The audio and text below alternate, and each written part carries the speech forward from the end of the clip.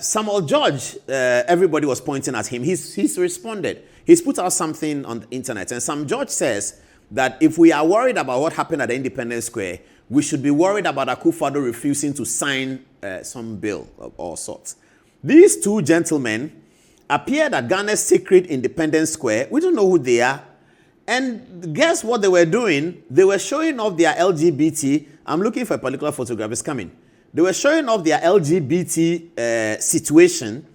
All of this may not say much. We can... Oh, why is the kissing? That's the most important one. That's the evidence. I hope they have it. Or maybe they thought that it was too terrible to show it. No, they don't have it. These two gentlemen were seen under the arc of the Independence Square actually kissing. Two men. Well, when they have done that, we don't need the LGBT bill. The Criminal Offences Act is already there. And we are really hoping that government can bring these two gentlemen to book. You don't need an LGBT bill because this was not done in secret. The LGBT bill was to chase people who were doing it in secret and to chase people who are talking about it and all of that. But this was not done in secret. This was done in the open, showing off gross homosexuality at Ghana's Independence Square.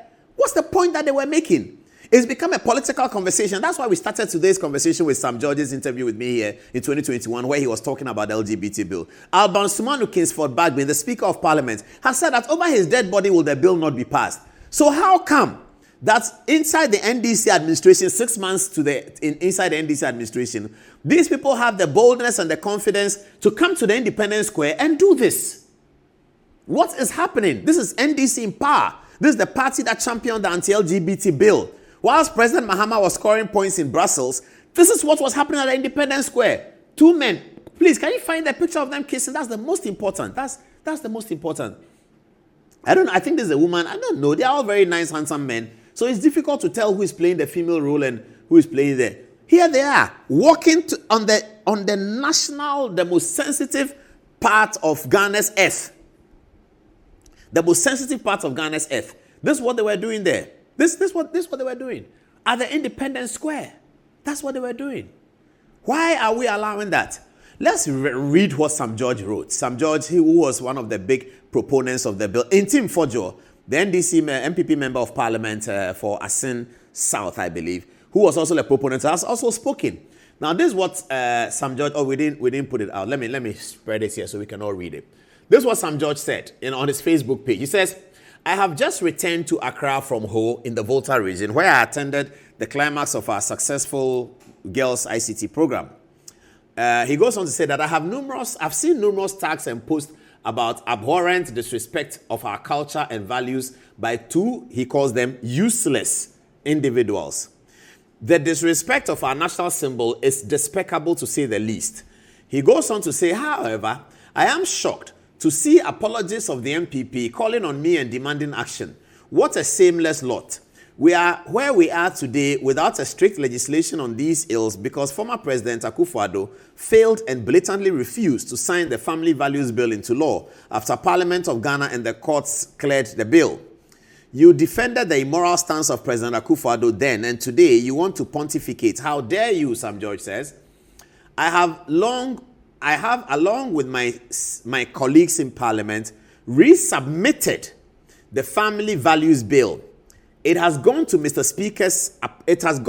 Speaker's approval and should be laid for the first reading any moment soon. That's very important. Sam George says that the gay bill, as we used to call it, has been relayed.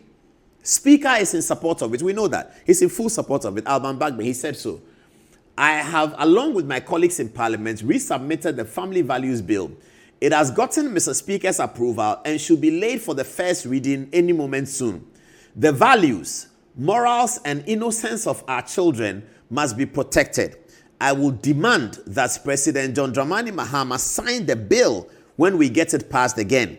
My position has not changed, but I despise hypocrites. Law enforcement must identify the two miscreants in the viral photos and apply the full rigors of existing laws on them. And that's the point I made. There are existing laws that can punish these two. Let's see what happens. Yeah, I got that. My goodness, this is so despicable. This is disgusting. This is awful. This is completely useless. Look at this. I mean, why? at Independence Square, Ghana. Look at this. But why? It's been 24 hours after this happened. Nobody has found them. Nobody. Who are they, by the way? Who are they? This has happened 6 months into the administration of the NDC that championed the LGBT bill through Sam George. This didn't happen in Akufo-Addo's time. The Akufo-Addo, they said he likes LGBT, he doesn't want to sign the bill, This didn't happen in Akufo-Addo's time. This has happened here. What is happening? Yeah, I can't even look at it. I have to close my eyes. Yeah. This is terrible. My goodness. Let me go back to the last sentence of Sam George. He says, law enforcement must identify the two people in the viral photos and apply the full rigors of existing law. It has to be applied. The complete full existing law has to be applied. What are they doing here? Oh, they went to botanical. Is it a breed? This is a breed. They are, so what? Are they in Ghana for holiday or something? They should be told that you can't do that in Ghana. Oh. No, the police should take action.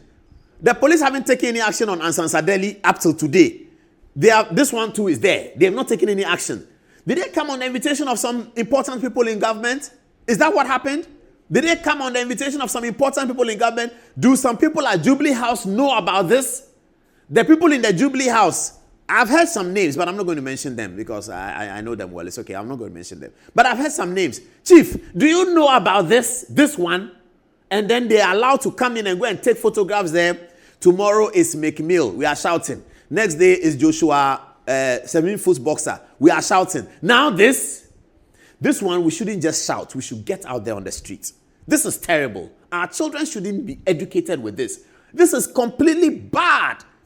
Franklin Kujo, tomorrow morning when we are talking to Donald Trump, let's tell him, Franklin Kujo and I will talk to Donald Trump quite a bit. Tomorrow morning on our conversation with Donald Trump, let's talk to him that, please, call the authorities in Ghana. Summon the Washington ambassador, Victor Smith. Summon him that, hey, what's happening in your country? If you don't do that, if they don't do that, Donald Trump, bring the John Mohammed's bomb is called what? B2. Yeah, come and drop it on their head. Come and drop it on the head. The B2. This is terrible. Why should this happen in Ghana? And the bill must be quickly passed. This is not politics. I mean, I supported the bill. I support Akufo-Addo to the hilt, but I supported the bill. So this is not about politics.